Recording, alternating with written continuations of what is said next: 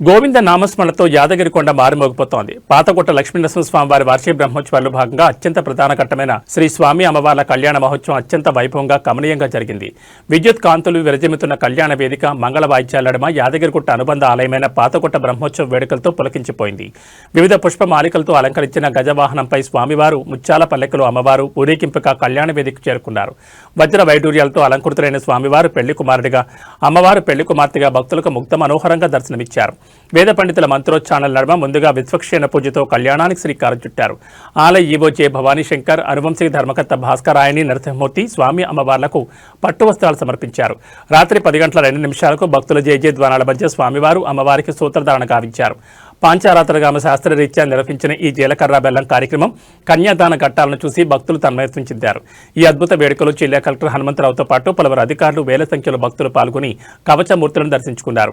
పాతకొట్ట క్షేత్రం భక్తజన సందర్భమై గోవింద నామస్మరణతో ఆధ్యాత్మిక శోభను సంతరించుకుంది.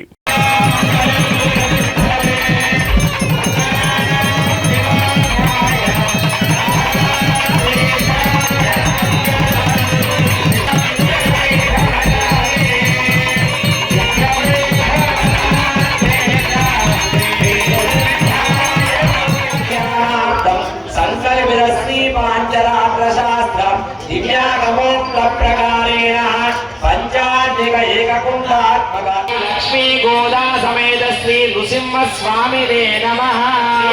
శుద్ధి కొరకు చేసేటువంటిదే పుణ్యాహవాచనం. చక్కని వచనముతో కూడుకున్నటువంటి మంత్రములతో చేసేటువంటిదే ఆ నదీ తీర్థాలను కూడా స్వామి వారికి ఉన్నటువంటి ద్రవ్యాలకు మనందరికి కూడా ప్రోక్షణ చేసుకోవడం జరుగుతుంది. తదుపరి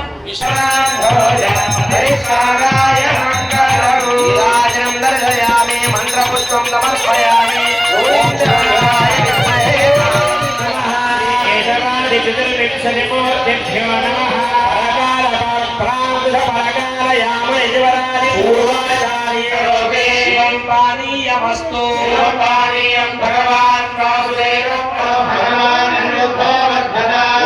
భగవాన్ పురుషో వర్ధతా